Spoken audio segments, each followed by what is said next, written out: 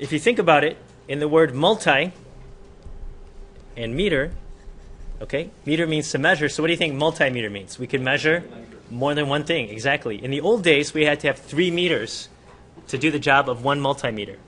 Okay? So the multimeter is really cool. It can measure 3 things that we need. It can measure voltage, current, and resistance. In the old days, we had to have 3 separate meters. How many of you guys plan to eventually move out and not mooch off your folks forever, yeah? And live on your own? Those of you not raising your hand, you're busted. I'm telling on you, okay? When you live on your own, everybody should have a basic toolkit. You should have a screwdriver, a hammer, to like hang up pictures, you know, fix things and all that. And then I would say, I know this sounds nerdy, get one of these suckers, a multimeter, okay? These things used to cost a lot, like $100, $50. Usually you get one around $20, Home Depot, Radio Shack. These yellow ones, I got them on sale for like $8, so I picked up a whole bunch for us to use there, okay? So this will pay for itself really quickly, and you'll see why in a second, okay? So anyway, how do you use a multimeter? It's real easy, okay? The multimeter only does what you tell it to do. You have to set the dial and set the plugs, and I'm going to teach you guys how that works, okay? We're going to be spending 6 days, at least 6 days, on the circuit boards. People are going to like run into problems and measure things wrong. They're like, Mr. Lau, my multimeter is reading 0, or it's reading like 1,000 because you shorted out your circuit or whatever, right? And then the first thing I'll say is check your dial, check your plugs, yeah man, okay? Because whatever you set the dial to and the plugs, that's what you're going to get. So let's try it. The first thing is you can measure voltage, okay? So what are the units for voltage? Voltage is volts, okay? There we go, real simple. And the symbol is V for volts, okay? So now, how do you set your meter? I'm going to flip over to my little webcam display. There we go. And the first thing I'm going to point out is, oh my goodness, your meter might look different. How come? Because different companies make it. No biggie, okay? Not a big deal. But when you understand how it works, it doesn't matter what brand you have, okay? The other physics teachers, they panic. They're like, we can only have one kind. But it's like learning how to drive a car. You don't memorize, you understand, okay? So they all have a dial. They all have plugs. Usually they're red and black. It doesn't really matter. That's more for humans, okay? The electrons don't care what color the wires are. By the way, what do you think black wire usually stands for? Positive or negative? Positive. It's usually negative, okay? And then the red plug is usually positive. But in real life, an electron doesn't go, ooh, you're red, I won't go through you. It doesn't matter. And then, plus, it wouldn't talk like that anyway. I imagine an electron would have a voice maybe more like James Earl Jones or Morgan Freeman, something like that. Yo, I'm an electron. Okay, anyhow, okay? The next thing is there's a dial. There might be a little tilt stand, so you could stand it up. Okay, it's kind of nice there. And then this one has a backlight. It'll glow in the dark. And then a hold feature. That'll freeze it. Okay? But make sure you don't have the hold on, because otherwise you always get the same number. Okay? So really quick, don't touch your meter yet. Let's read volts. So what do you think we should do? Turn the dial to where? The right. Where it says volts. Okay? Now here's what's confusing. There's actually 2 kinds of volts. There's AC and DC. You know what's ironic? Ironic? This weekend, your teacher had to check his voltmeter. I had to check some Christmas lights I was trying to put up there. And I was also trying to fix some landscape lights. So my landscape lights, one of them was messed up. And I had this on DC volts, which is for direct current. But your landscape lights are plugged into the wall, so I needed AC. So I had it on the wrong setting. And here I am, like not getting a reading. And then I finally figured out, duh, which is very ironic because today I'm teaching you guys how to use a meter. Okay? So do as I say, not as I do. So DC volts is over here. It's on the left-hand side on this meter. In the, if this was a clock, this is the 10 o'clock region or so, okay? We're going to set it to the 20 volt setting. Why? Because in our circuits, we're not going to read anything more than 2 batteries, which at most would be 3 volts, okay? We'll let the lunch bell go. So the dial, we're going to set to the 20 volt setting, 20 V for volts, and then there's 2 kinds of volts. There's DC volts, and then there's AC. The DC symbol is a straight line with 3 little dashes, okay? This is for DC volts, DC. AC, the symbol, is like a squiggly thing, okay? So let me see if I can show you this. I got a better picture here on one of these dials here. Let me see. There we go. Is this a better picture? Ooh, a little blurry. There we go. Okay, so see how there's this 20 setting for DC volts. Yours doesn't say DCV, though. Yours is like a straight line with 3 dashes. AC is a squiggly. It's in the same region on the dial. It's about the 1 o'clock to 2 o'clock range, okay? What does the 20 mean? It means it reads up to 20 volts. Don't set it to the the 200 or the 600 or 1000 because we're not going to read that high of a voltage. You won't get a good reading, okay? If you set it to the 2 volt setting, that means you can't read anything more than what? 2 volts, okay? So you can change the dial if you want to have more sensitivity or less sensitivity. Next, the plugs, okay? Here's a rule of thumb. The black plug always goes in the middle. That's called the common terminal, okay? The red plug, you either move to the left or to the right. And if you look at your meter, it should go on the right-hand side, right here, in the volts ohms setting, okay? See how it says volts ohms on the right-hand side? Okay? So in other words, to read volts, it's pretty simple. All you do is you set the dial to the 20, and then you make sure the black plug is in the red plug is in volts ohms. And now let's try measuring something. Let's try measuring this battery, okay? So how do you check the voltage of a battery? This is the ultimate battery tester. This is the most accurate battery tester you can buy. You put the black plug to the negative end, the red plug to the positive end, and oh, see how I didn't get a reading? It just says 1. I just have to make sure my plugs are pushed in tight. Otherwise, it doesn't get a reading. So positive goes to positive, negative goes to negative, and this is 1.63. Wow. Okay. What should a new battery be? Ideally, it should be 1.5, right? So why is this higher? Because this one is, it's a fresh battery, brand new. Okay. And as you use it, the voltage drops off there. Okay. Got it? So here's how this can save you money. Your calculators. How many batteries does your calculators run on? 4, right? And then this remote actually uses 2 batteries. You see that? So a lot of times people will throw away like 3 or 4 perfectly good batteries and only one of them is bad. So sometimes people bring in old batteries to recycle for the science department recycling, and I'll check them real quick, and there'll be like 6 good ones. They just threw away perfectly good batteries. Okay? By the way, on the lab when it says check your batteries, you could also check like your cell phone. If you can open it up, you could check the voltage. That's how your cell phone measures how fresh your battery is. Now, what if I got a negative reading? What would that mean? Anyone know really quick? What would a negative mean? It just means I flipped my what? My positive and my negative, okay? That's all, okay? So all it is you confuse the meter. You said that uphill was downhill and downhill was uphill. If you think of voltage like climbing a hill, let's use our gravity analogy here, okay? So here I have my little hill. Positive should be uphill, negative is downhill, okay? If you flip it, you're confusing the meter there. You see that? Okay, it's a nice analogy. The next thing we can read is current, and if you turn the dial to over here in the 3 to 6 o'clock range, there's a bunch of choices. We're going to pick the 10 amp setting, okay? The reason why is M is for milli, that's milliamps, a thousandth of an amp, and then mu, the U thing, is the Greek letter for micro, for millionths of an amp. We're not measuring little computer chips, so the 10 amp setting is what we want, okay?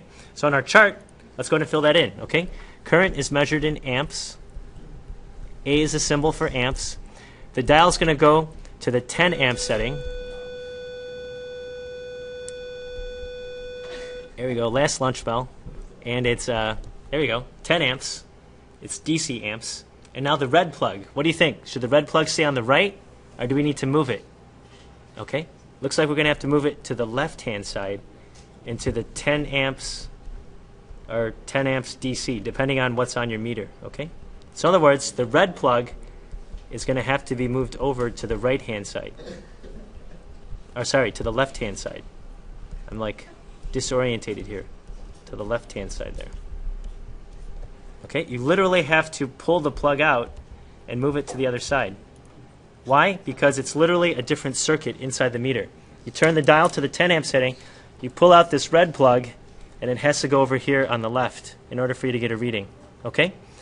If you have the plugs and the dials set wrong, you won't get a reading that makes sense. You'll either get a garbage reading, it'll read 0, or it'll read like a really big number, or it'll just say 1. 1 just means that there's no reading. It's off the scale there, okay? So if I had my dial set to the wrong thing, it would just read 0 or just like 1, which means nothing, okay? That's how you read current. How do you measure resistance? The units is, everybody, ohms, okay? Ohms is named after George Simon Ohm, Ohm's law. The symbol is the Greek letter omega. So where does the dial go? Let's take a look at our meter here, okay? Looks like there's only one region in the 6 to 9 o'clock region on your dial there, okay? And there's a whole bunch of settings. The one we're going to pick is not 2M. M is for mega, for million, not 200K. That's for 200,000, not 20K, not 2K, but 200. Why? Because most of the things we're going to measure have less than 100 ohms of resistance, like a 10 ohm light bulb, okay? It's only if you have to measure something really high would you keep it set really high there. So for the dial, we're going to set it to the 200 ohm setting, which is in the like 6 o'clock position. It's like right down here on the meter there, okay? On the yellow meters. And the red plug, where should the red plug go? On the left or on the right? It's going to go where? On the right-hand side, okay? So one thing you're going to try to do in the lab is you're going to measure the resistance of your body, okay?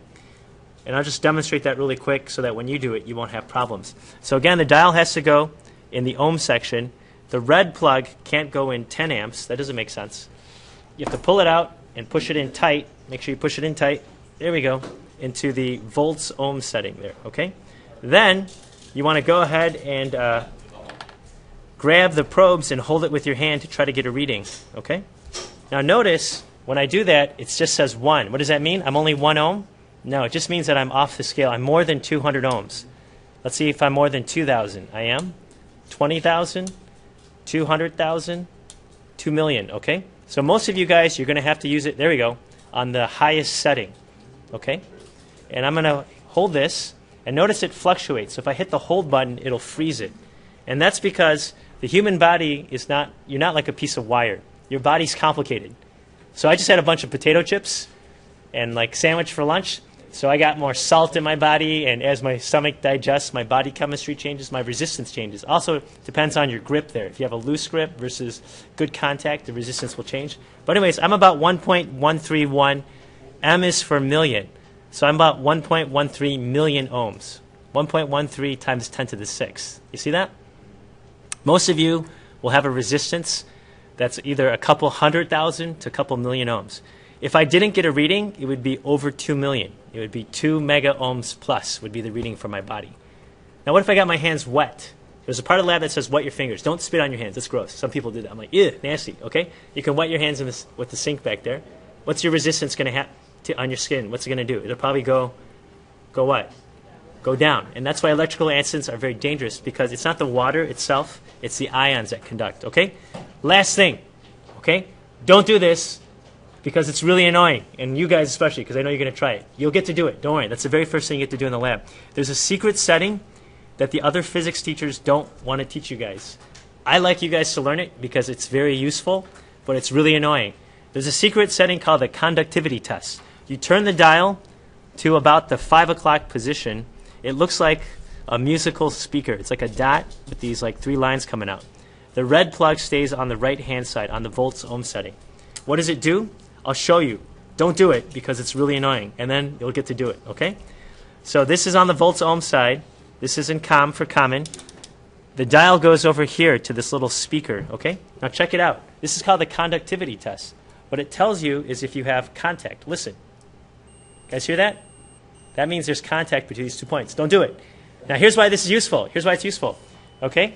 This is called She Loves Me Not. My wedding ring. Let's see if Mrs. Lau's scamming me. Okay? Hopefully not. Okay, my wedding ring should be white gold, I think. Hopefully, right? If it's some cheap plastic one, then it's not going to conduct. Listen.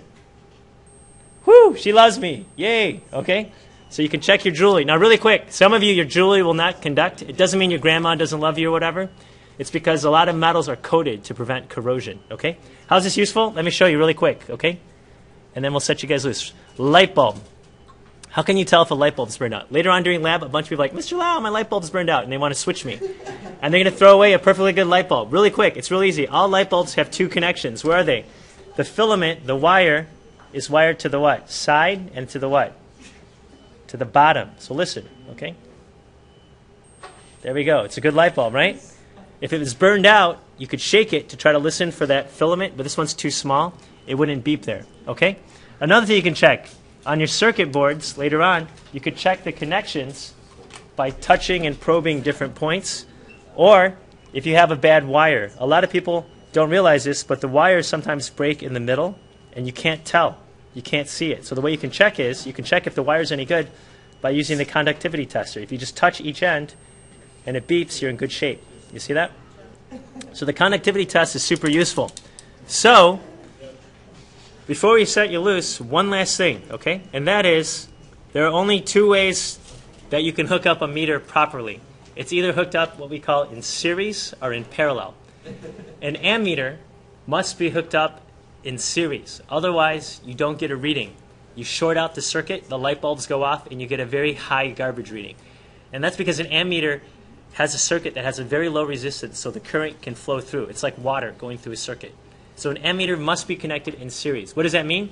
It means you actually break the circuit. So like on these Christmas lights here, I would actually have to pull out a light bulb and then stick my meter in there so that it lights up, and then I can take a reading, okay? Now a voltmeter is measured in parallel. What does that mean? It means you touch it off to the side, okay, where there's a second path for the current to flow. Otherwise, if you hook them up backwards, if you put a voltmeter in series or an ammeter in parallel, you get a garbage reading. Either get 0 or a really high reading and the light bulbs turn off and short out or whatever. Because a voltmeter is the opposite of an ammeter. It has a very high resistance so as not to short out the circuit to get the potential difference between 2 points. If you put a voltmeter in series into a circuit, it'll just read 0 because there's no potential difference between those 2 points. The rest of the period is to set you guys loose to work your way through this little lab activity to try taking measurements of your battery, the human body, etc. By the way, don't freak out if you have voltage across your skin. That just means you're not dead. That's all. Okay? A lot of people are like, I'm electrical. You're supposed to be. Okay? And then you take some readings with the conductivity tester and practice using your meter to measure current, voltage, and resistance. The multimeter is your friend. Learn to understand how to use it and respect it, because this is the key to understanding how electric current works for this unit. Okay, good luck. Let's rock and roll.